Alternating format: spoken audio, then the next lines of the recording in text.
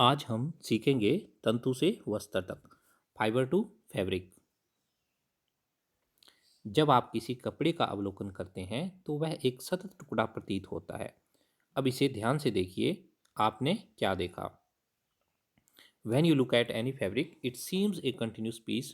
Look at it closely. What do you notice? तो ध्यान से देखिए इस कपड़े के टुकड़े को और बताइए कि अब आपको कैसा लग रहा है। मुझे तो ऐसा लग रहा है कि ये कपड़े का टुकड़ा बहुत सारे धागों को व्यवस्थित करके बना हुआ है। जी। A fabric is made up of yarns arrange together. तागों या धागों को एक साथ व्यवस्थित करने पर वस्त्र बनता है।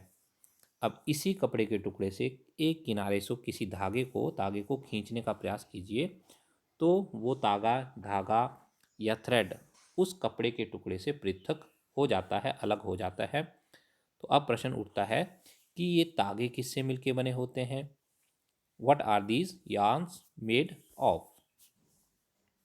अब इसी धागे को हम दबाएंगे और एक अंगूठे से दबा कर के दूसरे नाखून से, अंगूठे के नाखून से उसको पृथक करने का प्रयास करेंगे, तो हम देखेंगे कि वो और भी पतले पतले रेशों से, फाइबर से मिलके बना हुआ है। When you try to thread a needle, many a time the end of thread is separated into a few thin strand.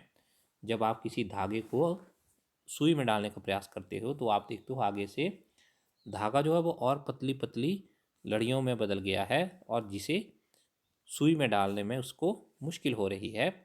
The thin strand of thread are made up of still thinner strand called fibres.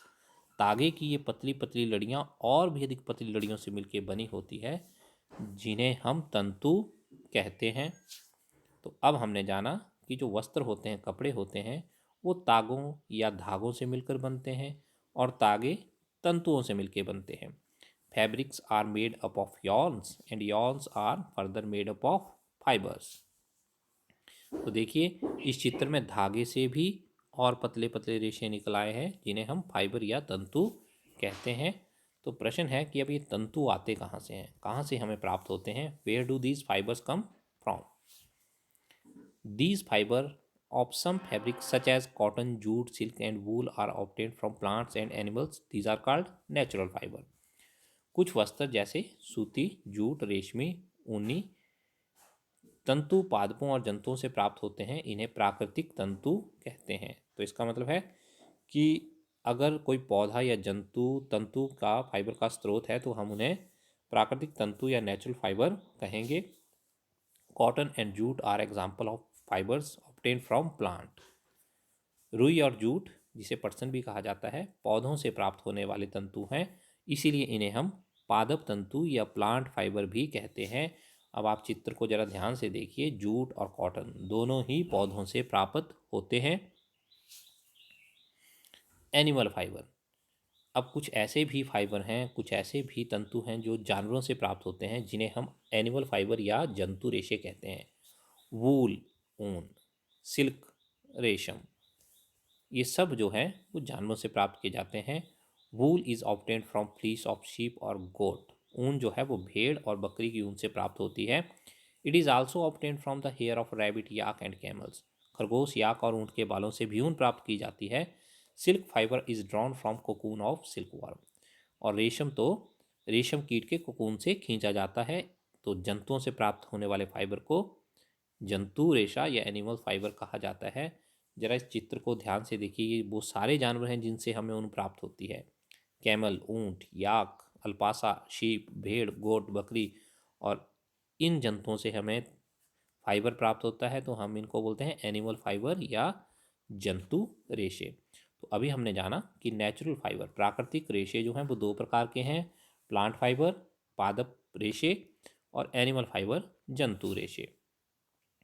Fiber are also made from chemical substance which are not obtained from plant or animal source.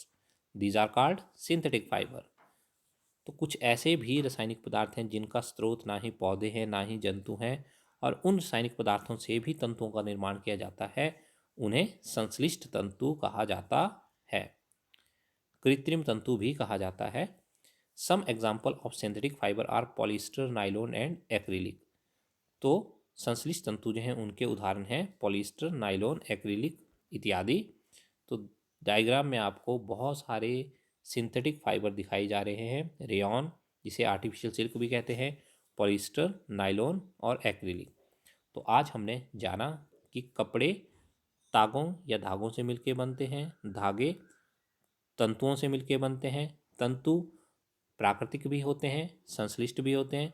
प्राकृतिक तंतु भी दो प्रकार के होते हैं, पौधों से मिलने वाले पादप तंतु और जंतुओं से मिलने वाले जंतु तंतु, एनिमल फाइबर और प्लांट फाइबर।